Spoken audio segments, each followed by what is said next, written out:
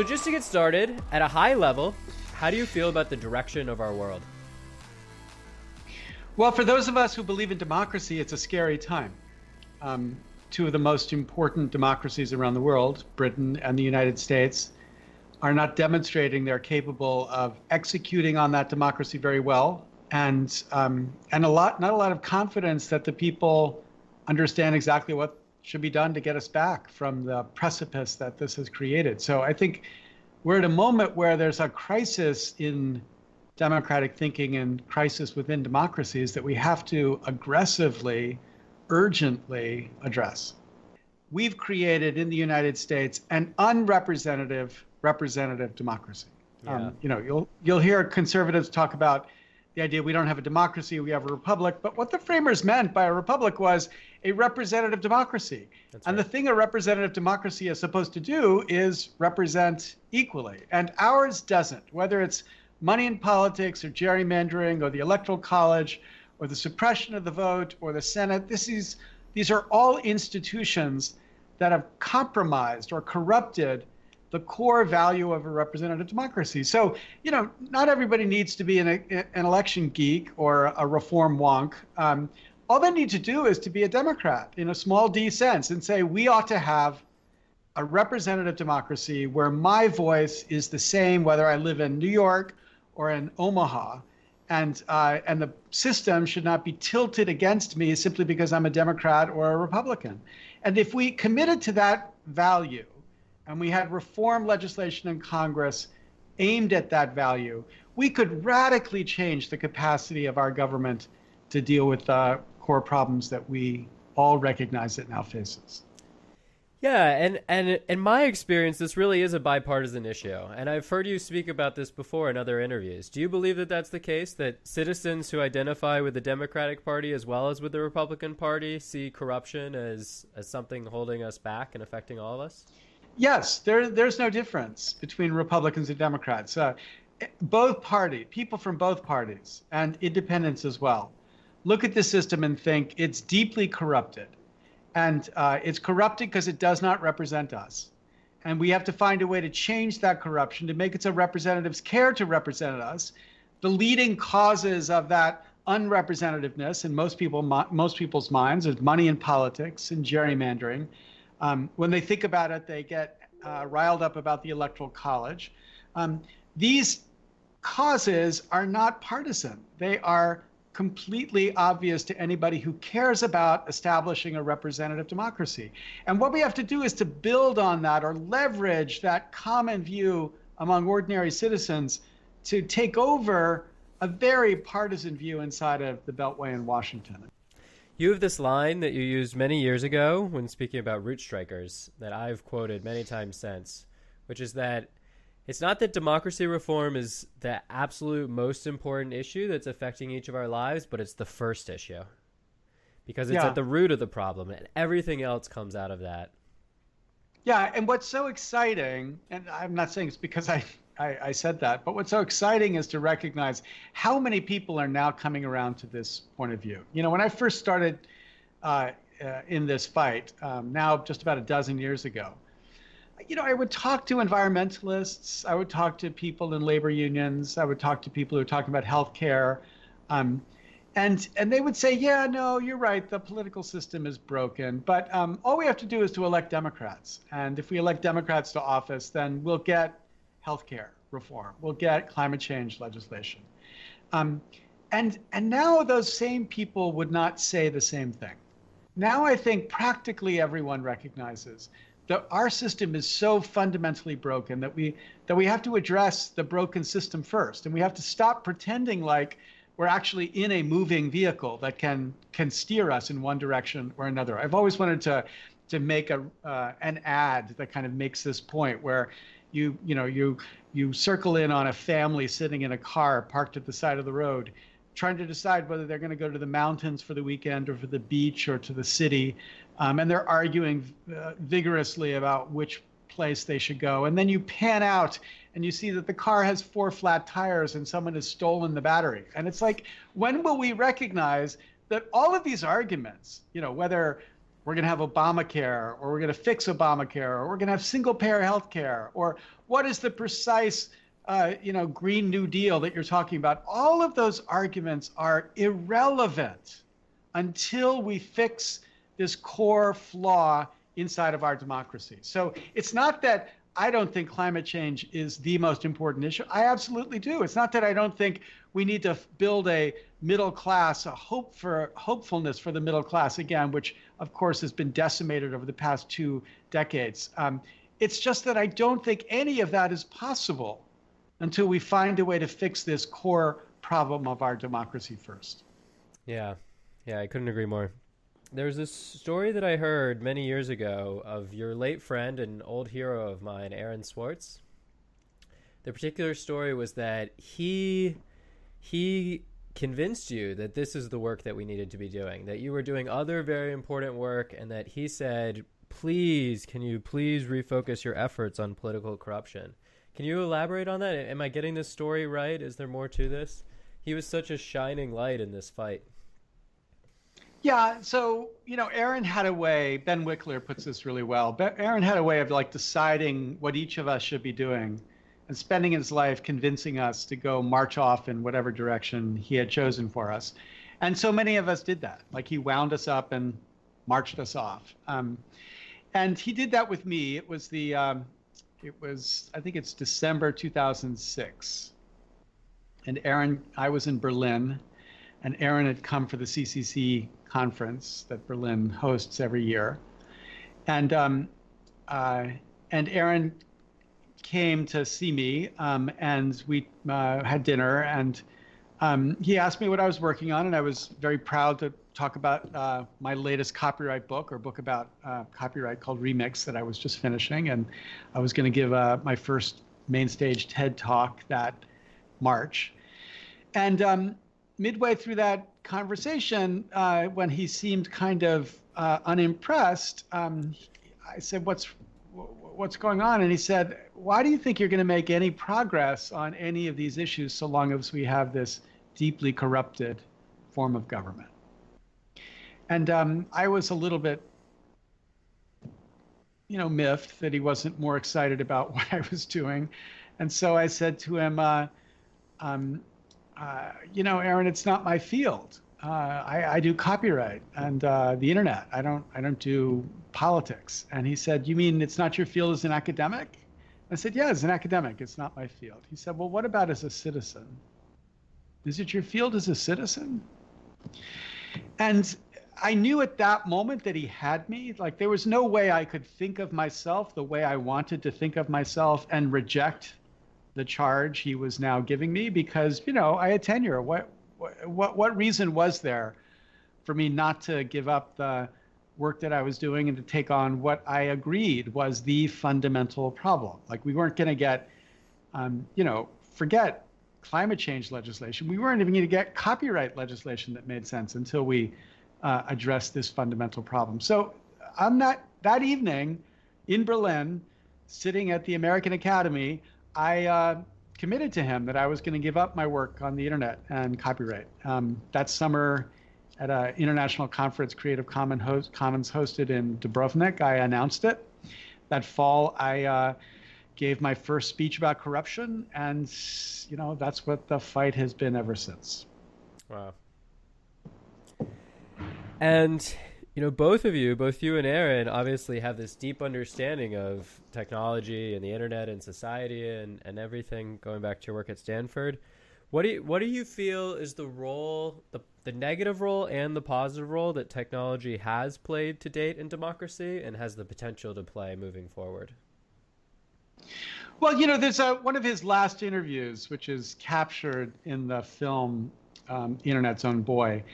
Aaron says, look, the internet is both the best of times and the worst of times. And I think that perspective is right. We have to recognize the good and the bad and figure out how to take advantage of the good and to minimize the bad. And one of the bad things that it's done, especially as the business model of advertising has taken over the environment, the ecology of the web, is that it's created an incentive to make us stupid and partisan, especially in the context of platforms like Facebook.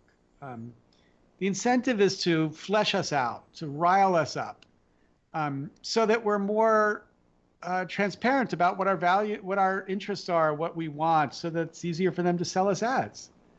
And so as a byproduct for making their advertising machine work, they turn us into a dysfunctional, corrupted democracy. Now, if you step back and you said, look, we broke democracy to end climate change, or we broke democracy to stop world hunger, those kinds of trade-offs would kind of make sense. I mean, I get it. I wouldn't support it, but I get why you would do something like that. But the idea that we broke democracy to make Mark Zuckerberg rich is conception is just hard to even to understand how it's possible. But that, in I think a fundamental sense, is where we are right now. We have wired into our lives a platform that renders us deeply vulnerable to crazy and to misunderstanding and to incapacity to engage with the other side.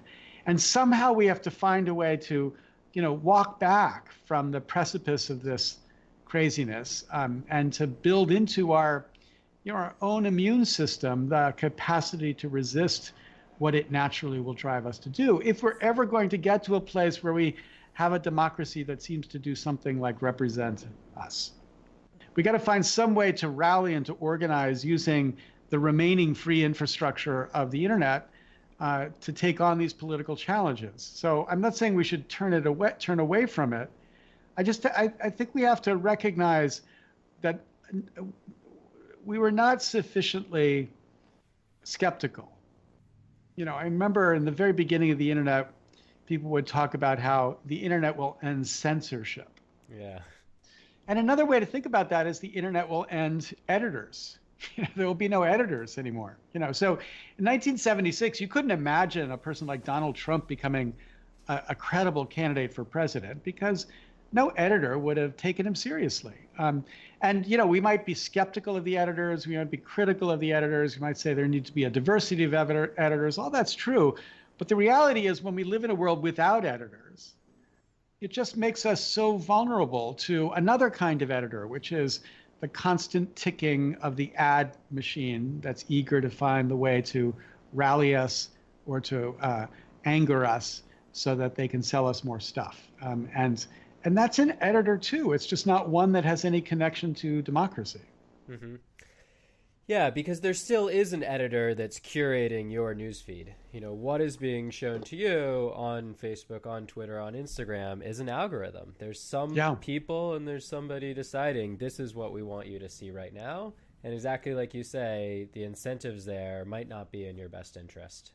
It might create these echo chambers and everything. Yeah, I mean, I actually think it's a harder problem than that.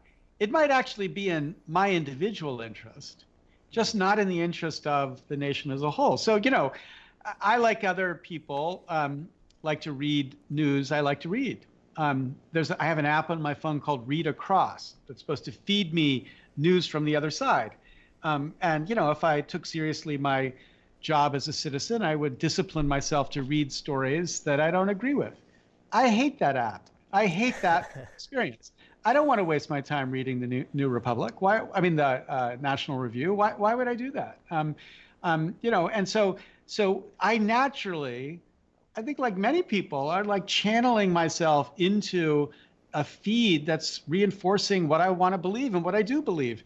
And that is what I want. But the point is, a world where I get what I want and you get what you want, and some right-winger gets what some right-winger wants, is not a world where we're able to talk to each other and engage with each other as Democrats, solving problems using democracy to resolve our differences. And this is the real conflict. It would be one thing if I could step back and say, oh, NBC is not giving me what I want. I want a diverse range of stuff. But when we've built a world that gives everybody the power to get exactly what we want, and then it turns out what we all want individually is destroying democracy collectively, then what the hell do we do? Because we've never had to confront that problem before, and it's not clear we have the tools to solve that problem.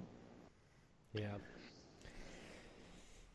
So For the average citizen watching this, what would you like the individual to be doing? We need much more concerted eye rolling when the politicians stand up and talk to us about how their climate change proposal is better than so and so's climate change proposal because blah blah blah. We need people to just roll their eyes and say, "What the hell are you talking about?" We are never going to pass climate change legislation so long as oil companies and coal companies give money to politicians.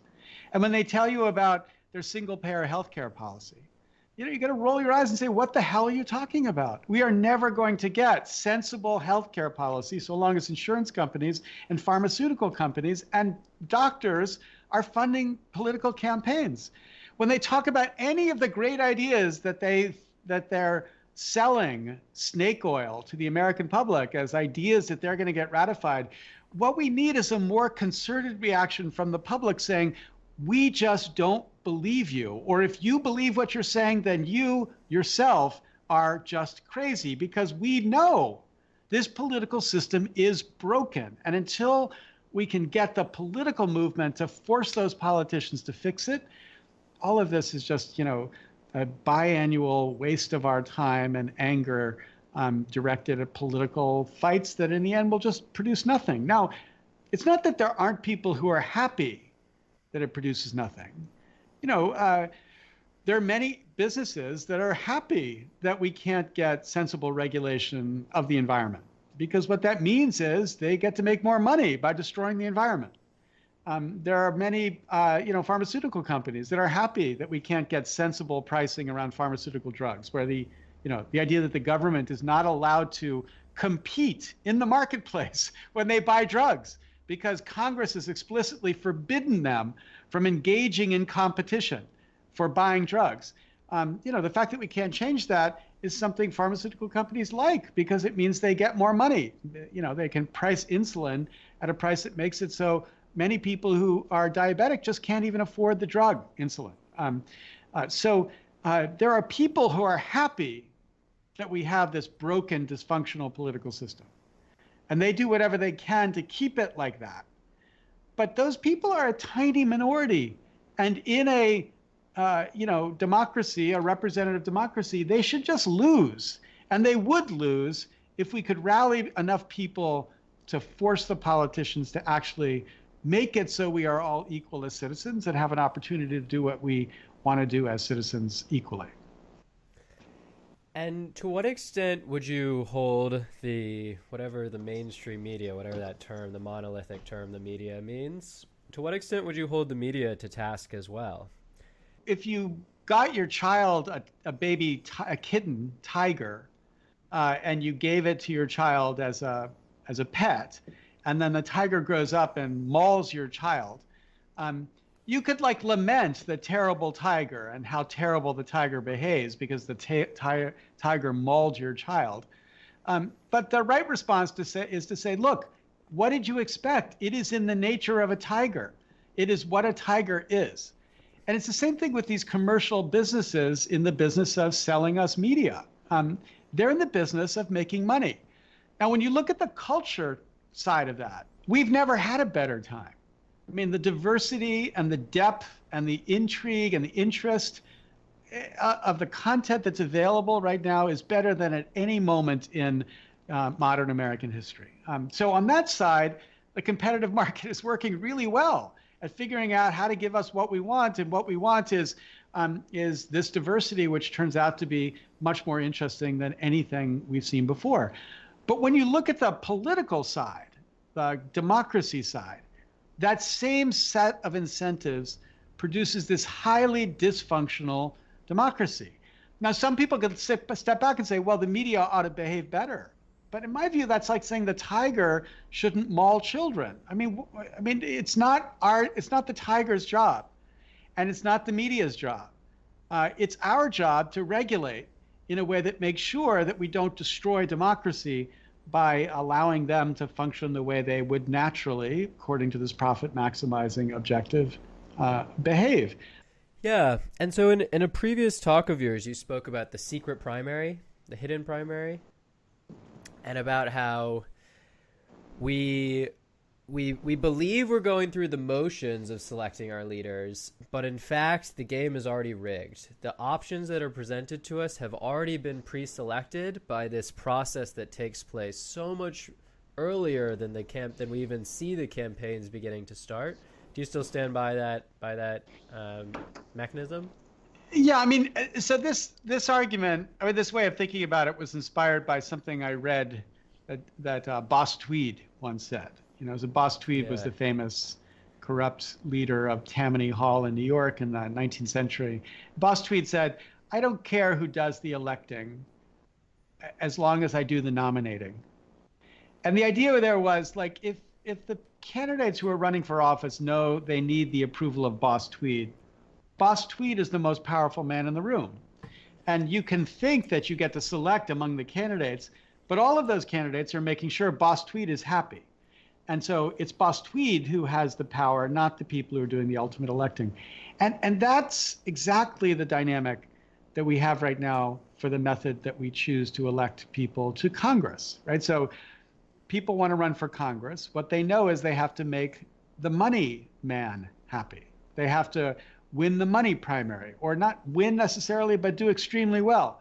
So they know they have to raise money to make it possible to wage their campaign to win a seat in Congress. But to raise money the way we fund campaigns right now means spending 30 to 70% of your time dialing for dollars, calling this tiny fraction of the 1% that gives substantial amounts of money to political campaigns. And when you make those calls, every human, every normal human, every person who's not a psychopath can't help but be shaped and bent by what you know the other side needs to hear in order to inspire the other side to give you the money that you need. Now, most politicians are pretty good at hiding the fact that they have been so affected, right? It's kind of embarrassing to say, yeah, I vote this way because that's the only way my funders will allow me to vote. Now, it's not always that they are so sensitive. There's this famous example during the debate on Trump's $1.6 trillion tax cut benefiting corporations and the rich primarily, where a congressman from New York, a Republican from New York, stood on the floor of the House and said, "My donors have told me that if I don't get this bill passed, I should never call them again." So there it was, as explicitly as you could make it, that the decision he was making was being driven by the fact that it was the only way to get the money he would need to continue to be able to run for Congress. Well, that, money primary is exactly what Boss Tweed was talking about. My favorite solution is something like Kirsten Gillibrand was proposing, where every voter gets up to $200 in democracy dollars, which they can use to help fund the political campaigns of the candidates they like. So $200 for every federal election. So she was talking about $600 depending on, the election. So if you were electing a congressperson, a senator, and a president, then you got 600 of these democracy dollars. And then using those democracy dollars, you would give them over to the candidates you favor, and those candidates would be keen to get those democracy dollars, so they would focus on you, the average voter, as opposed to focusing on this tiny fraction of the 1% who funds campaigns right now. Now, the reason that's so valuable, it seems to me, is that this makes sure that representatives are dependent on the voters as opposed to dependent on the funders. 18 months ago, I was running for office in California, and I explained to you over email about how my candidacy was all about liquid democracy. This idea of citizens getting to pick their own representatives, perhaps even on topics. So you can say, here's who I trust on healthcare policy, here's who I trust on foreign policy, here's who I trust on technology policy. And I was really excited when you wrote back that you were familiar with the concept and you were excited to see it tried out more. Can you elaborate more on that? I am excited to see the experiment of liquid democracy expanded, right? Mm-hmm. It gets born in the context of party organizations that are trying to figure out, like the Pirate Party in Germany, trying to figure out how best to identify the issues that the party should be pushing. And it's really good, seems to me, in helping really engaged people figure out what the priorities of their organization or populace should be. The concern I have about it is the concern I have with any system of direct democracy. Not that that is direct democracy. Obviously, liquid democracy is a form of representative democracy. But the thing that is a concern with both liquid democracy and representative democracy and direct democracy is the effect of relative apathy or ignorance, right? So if you create a system where you can create a really significant difference based on participation or engagement, then you create a system where those who have more resources to be engaged or more interest to be engaged can take advantage of that difference. That's what lobbying is right now. Lobbyists, private market for lobbyists means that the most well-funded interests have the most well-funded lobbyists, which have the most effective presence inside of Washington. So the thing that I want to see worked on more is how do we make sure that in some sense these allocations of representativeness can be reflective and informed. And what are the structures to help facilitate that? Like, what are the ways that we can make sure that so when somebody is allocating their vote to person X because person X is an expert on environmental policy, that person is not an expert on environmental policy because paid for by the petroleum lobby. And these issues of making sure that the judgments are rationally exercised are a set of questions, not an opposition, but a set of questions that I think we need many more experiments to figure out how to solve the best. Yeah. Again, I don't think we know enough to know how liquid democracy actually works for those kinds of problems. We can speculate, but what we need to do is to build examples. In many contexts, both, political parties were the beginning. Spain now experiments in a much bigger way with this. I think we need many more experiments to see what, in the end we could actually produce. Well said. Well, very well said. Thank you so much for taking the time to do this and for your years of hard work. And please let us know how we can continue to contribute. Great. Thanks very much. Thank you. Talk to you later.